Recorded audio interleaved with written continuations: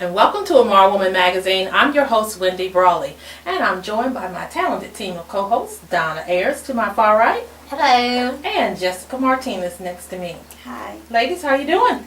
Good. I'm good. Great. Well. We have got a wonderful action-packed show for you today. We're going to do our second part to the Amar Man Special Tribute. You saw the first part last time, but it was so good we didn't want to cut anything, so we're bringing you part 2 today. And we've got some news for you about an exciting event that's coming up in Aiken, South Carolina. And if you're a caregiver to a loved one or a disabled child, then you want to stay tuned to today's show because we've got tips for you about caring for your loved one. Sounds good. Let's turn our attention just for a moment to those Amara men. How did you enjoy the tribute last time? It was wonderful, a room full of men. Well, here's a look. We are delighted to have the second half of our Amara Man tribute honorees here with me this evening. To my far right, we have Mr. Kevin Raspberry. Hi, Kevin. Hello, how are you? And next to him, we have Anthony Broughton. Hello. And next to him, we have Dr. Percy Mack. Good evening. I guess you can call this the education panel, okay? Because these gentlemen have a lot in common. They're all, in some degree, some form of education. And I'm just going to let them share with you how they are using education to transform our communities. Because it's one thing to have a degree or to have a high school diploma, but what is that education doing for you? And how are you using it to better the community? So we'll start, Kevin. We'll Yes, start ma'am. with you. First of all, just like everybody else, thank you. This is almost an improbable situation when you talk about me. I was that bad guy. I was that terrible guy. Even though I was an Army Ranger and I learned how to protect this country, I took things for granted. You know, I had good parents, I had good grandparents, but you know, sometimes we get loose. Yeah. And so I got loose. I got real loose. And so, the one thing that brought me back was one day I was sitting and I was reading in the VA. Because I wasn't feeling well. And it's ironic, we sitting here talking about health. And at that time, I was 297 pounds. Wow. You know, doing a lot of drinking and eating and things like that. And I was reading this magazine before I went in, and it said that the current generation of kids we have right now will be the first generation in history that is less educated than the generation before them. And so that got my thought process going. But when I went into that doctor and he told me that my blood sugar was 700, that my cholesterol was through the roof, my blood pressure was like 180 over 140, and he told me, he said, son, you lucky to be here. And they told me what to do to get myself in order. And so I got out there, and that began the change. And I lost 82 pounds. Wow. You know, kept working on myself. But then my best friend came into my life, which is now my wife. And so she pushes me to do everything I do. And so when I thought about the idea of starting Garden City Preparatory Academy for boys, it was a hard situation. They gave me a 1% chance of getting this charter.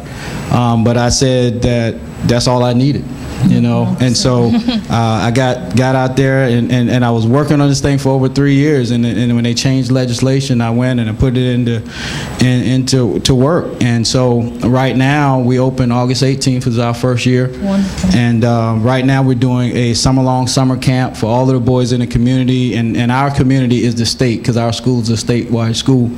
So we have boys coming from Columbia and Charleston and Orangeburg, and we teach them life skills, you know, because no matter how good a teacher you are, if the boy isn't prepared to learn when he show up, there's nothing you can do. That's true. And so we reach out, we mentor. The way I mentor is we mentor every day.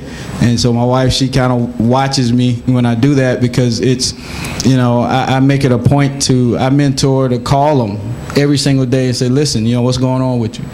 Do I need to come by? And so staying in contact with them is crucial, and because today's, one of my young mentees told me, Mr. Raspberry, you gotta be saved to go to high school nowadays, man. It's just tough. It's tough from gangs, it's tough from girls. So that's what we do. We don't try to be anybody else. There probably won't be a school that's like this, but we take on the social responsibility of teaching them to be young men. And so education just will be a natural flow once we teach them, what they need to be doing. It's wonderful. Great work, Kevin. Great work. Now, Anthony Broughton. Anthony, how old are you, Anthony? 27. 27 years old, and I'm telling you, he has accomplished and done more in 27 years than some folk are going to do their entire life. But give us a tidbit of just some of the mentoring that you are doing through MIME and your books. You've done a lot, and I just want you to share with us what you're doing now. Yes. I first would like to thank you for this opportunity, and I feel very honored to have this opportunity. I come as one, but I stand as 10,000. I believe that I owe it to the strong legacy that has been paved by my ancestors. And because of that responsibility, I have to impart wisdom and knowledge and inspiration into the youth.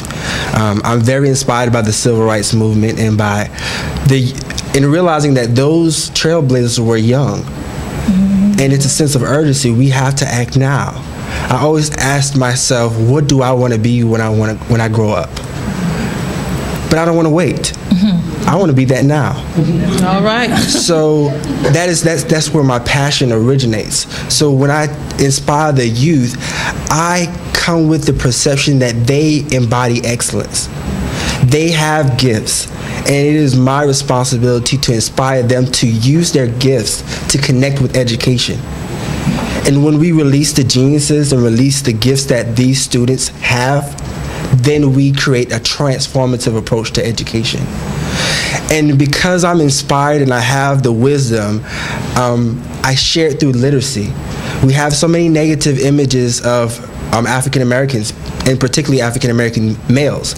So I decided not to look for books. I decided to create my own books and to contribute to the positive images of African American boys. Instead of me waiting or complaining, we need to take action. And if young people take action, we will promote action in the community as well. It's wonderful. See, tell you what, it gives you hope for the next generation. It truly does. And sitting right next to me, and Mr. Ford shared this with you. We were working tag team to get you here. It wasn't exactly the way he described it. But Dr. Percy Mack, congratulations to you on your retirement from Richland One. Congratulations.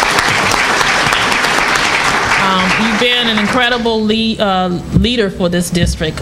You've been an incredible leader for the community as the superintendent for Richland One.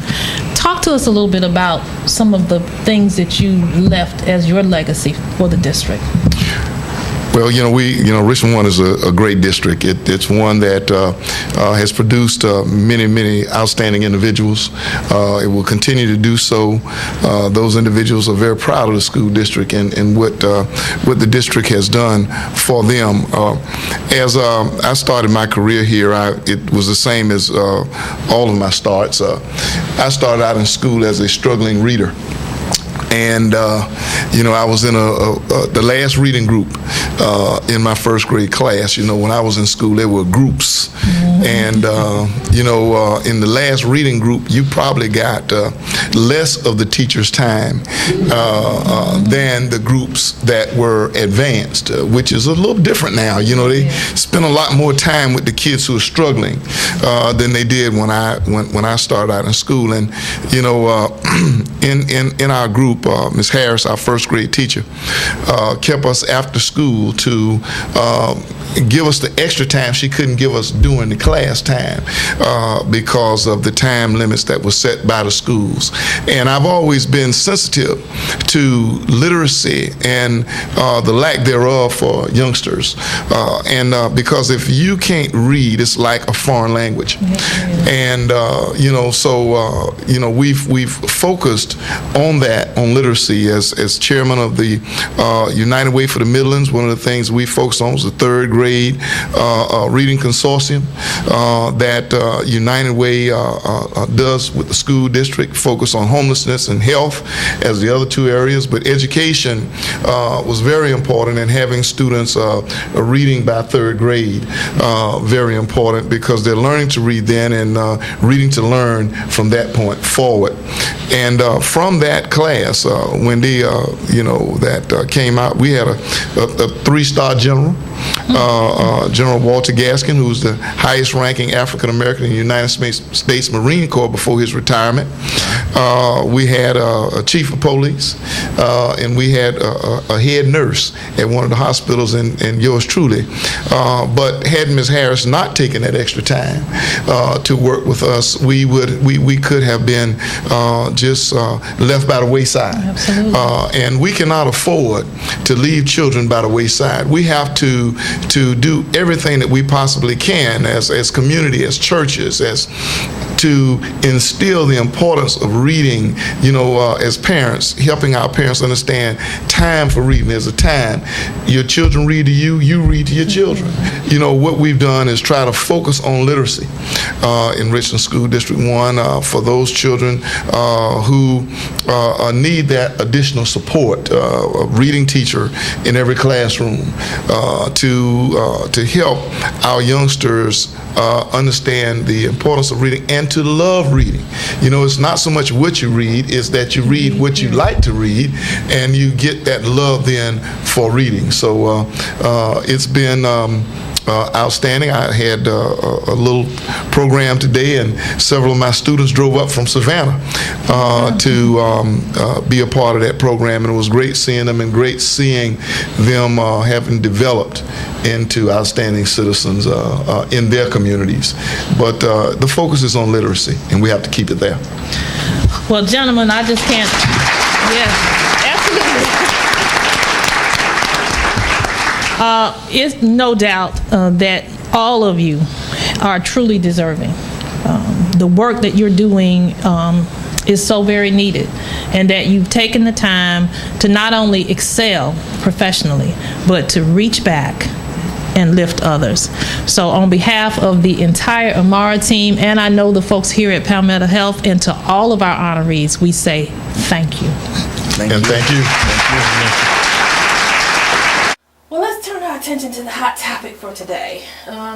As I'm sure you've seen in the news, there are tens of thousands of undocumented and unaccompanied minors coming across the border into the U.S., and it's posing quite the dilemma for many of the communities where they're being housed. I understand that from the news reports that there are protesters who are blocking the buses and barricading them and not allowing them to pass through to get to shelters.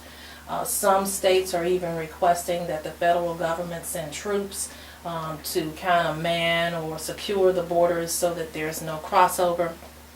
It is obviously a concern. Can present a tremendous problem, not only for the kids crossing over, but for those communities receiving them. What do we do as a country? How do we deal with this problem of undocumented, unaccompanied minors? We keep having this conversation in different forms year after year, and it's just frustrating to me. Why can't we secure our border? It doesn't seem to be as big of an issue in other countries, and even countries that are far less sophisticated than the United States, but it continues to be an issue that we cannot secure our borders. And now the folks that are falling victim to some of this are, like you said, minors and children. Well, I know that, there's been a lot of conversation about changing the immigration laws and the hope that maybe that might somehow curb the number of not only undocumented minors, but undocumented folks in general who come to America. Or just enforce the ones we have. Well, that's true, but I mean, we do have a broad swath of territory to cover on our borders. And this is America. This is the United States of America. This is still the place that everyone typically wants to come to. It's a land of freedom and opportunity. So I think we are a bit unique in that regard. We definitely are. I think that the United Nations should play a more active role, because obviously, or if these people keep migrating to the U.S., it just indicates that their country is not doing anything for them. And, you know, I am for immigration. However, I do realize that, you know, we have to have a limit, because we have so much resources. And I think that perhaps the UN should make these countries accountable, because if you have resources and you're not utilizing them to, you know, your countrymen, because typically the people that come here, they're really poor, and their country does nothing for them, or they're afraid of the cartel.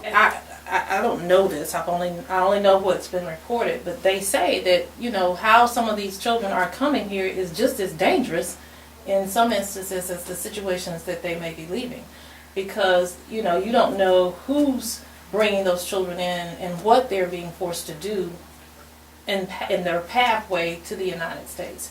So, I mean, I understand that these governments that they may be fleeing from are really bad situations. That's true all over the world. That's So, true right here in America. In America. I mean, we have communities where gang violence is prevalent, in poor communities where they have all types of problems, some similar to the ones you mentioned, and you talked about resources. Well, these undocumented illegals, they put a strain on our resources.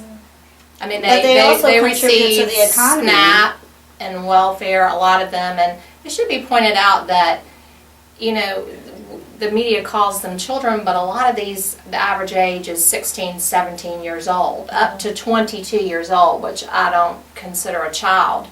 And my concern is because the push has gotten so hard, it's so many, you know, you mentioned them calling for troops to try to keep it under control, that there's such a need to house these. We found out just recently we have over 350 right here in South Carolina, and our own government, both on the state and federal level, have no idea. Or, you know, they haven't informed the governor or anybody like where they are, where they're being housed. Have we vetted these people? I mean, if you took the maximum of 6 children, you could get over $7,000 a month.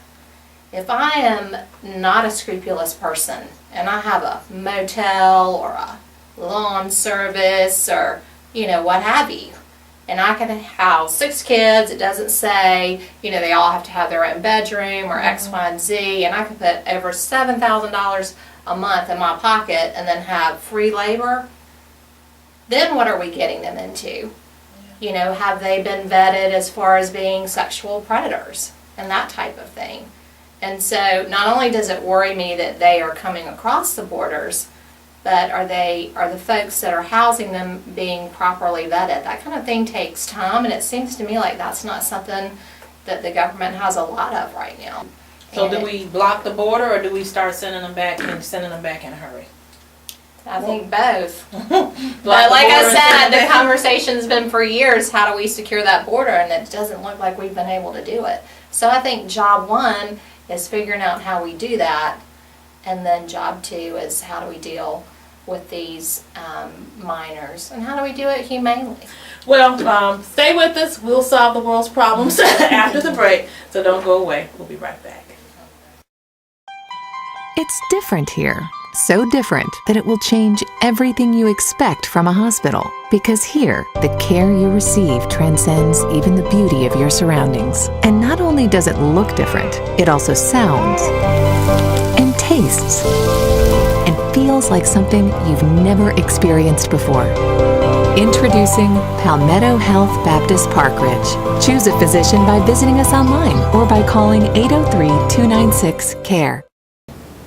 Welcome back. We are joined by Rudolph Brown, who is a talk show in Aiken, South Carolina on WAAW 94.7, and your show is called Real Talk with Youth, correct? That's right. And thank you for being with us today. No problem. And Rudolph is going to tell us about a very exciting event coming up in Aiken. So tell our viewers about Shoutfest. Shoutfest 2014 is going to be amazing this year. We're going to have it at Perry Memorial Park, and we have the largest kids zone in the CSRA. We're going to have Dorothy Norwood coming to Augusta, Aiken, to the Perry Memorial Park. It's going to be amazing.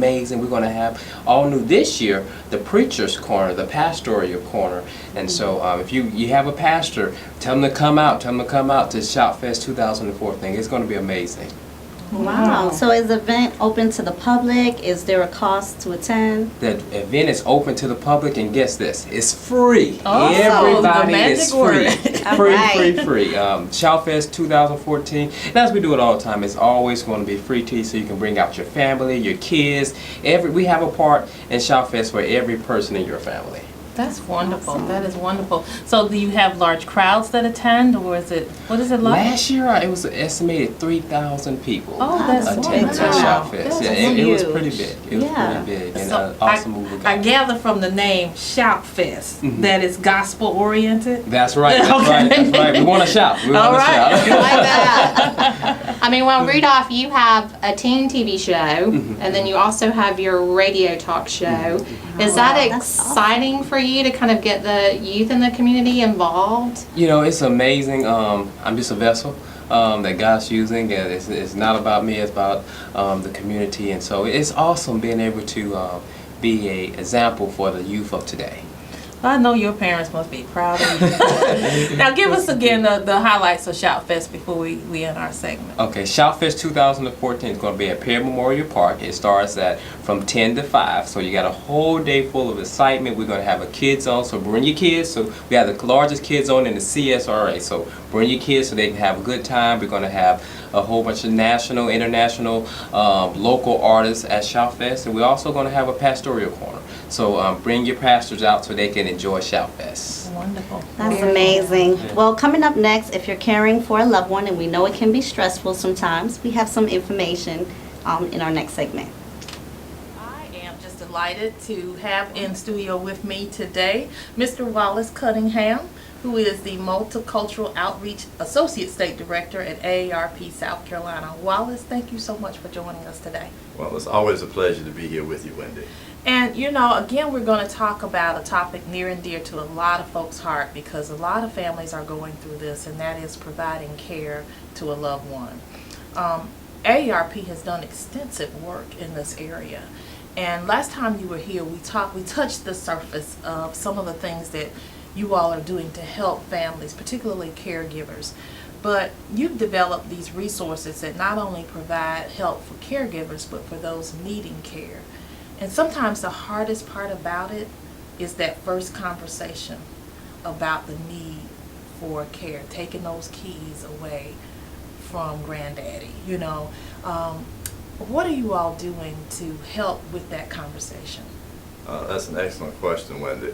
One of the things that we're doing is distributing our Prepare to Care booklet to folk that are providing care for a family member or a friend, so that they will have a guide to use to be able to set up a process that will work. Because as you stated, it's something that happens to people. They don't plan for it, but it happens, and so people have to step up and do what needs to be done to provide care for this person. And I know, you know, as I was going through the guide myself, it had, you know, suggestions on things on how you can kind of start the conversation, which is always a difficult conversation to start. Talk a little bit about that, because I think people really don't know how to broach the subject. How do you go and sit down with mom to talk to her about, oh, you can't do the things you used to do. You need some help. Well, you're right. It can be a difficult conversation, because even people now living into the 80s and 90s, and on their good days, they're fine. I'm fine. Yeah, yeah. I don't know why you bother me. Right, exactly. But I am fine. Exactly. I am fine. So what I think helps folk is when they start just doing things. It's like, okay, I'm going to the doctor today with you. I'm going to take Okay. you to the doctor today, and then we're going to go to the post office, and we're going to get your bills. Okay. And just starting that partnership where we're going to do these things together. As time goes on, then you can add more things to that list to talk about. I noticed in this very great guide that AARP has, they have like a sample plan for you. You put it on paper, you know, as to something that you and your family can do. Things that I really didn't think about. There are things that you need to do, but you don't think about those things, and you've got all of that right here. And this is such a great guide to help families who are giving care and those who need care. Why is this issue so important to AARP? You've invested a lot of time, resources, and effort. I know you speak all over the state about caregiving, but why is this such an important issue? Well, it's the epitome of AARP. It's what we do. Our motto is to serve and not to be served. And our focus for over 50 years has been for folk to be able to live and age with dignity and purpose and live their best life and not be limited by their circumstances. So we're focused on caregiving and caregivers because these are the people that make up our membership and our non-membership, and it's an issue that we've always focused on, and we want the resources to be there to support these folk as they age in place. And for those of our viewers who are watching, how could they get this information? I have a hard copy in front of me, but it's online as well, isn't it? Some parts of this online? Yes, they can go to our website, aarp.org, and just type in caregivers in the search box, Okay. and then they will be taken to the caregiving website.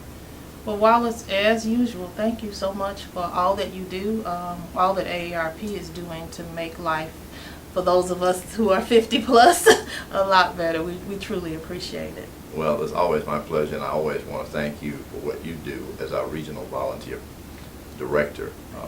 Phenomenal job. I know it's very, very demanding. It is. We've got a lot of area to cover in the Southeast yeah. region. We certainly do appreciate you and all that you do, Wendy. Well, thank you. Thank you. Well, stay with us. We'll be right back. We all have something neatly tucked away in the back of our mind. A secret hope. That thing we've always wanted to do. It's not about having dreams. It's about reaching them. An ally for real possibilities. AARP. Find tools and direction at aarp.org/possibilities. Well, that completes our show today. We hope that you enjoyed it and that you learned something that both inspires and empowers you. Now, you can catch any of the shows that you've seen this season and even some of ours from last season on YouTube. Just search Amara Woman Magazine on YouTube and stay tuned and stay connected. Don't forget, you can get a subscription to Amara Woman Magazine and our e-magazine online at www.amarawoman.com. Look for updates, and don't forget to like Amara Woman Magazine on Facebook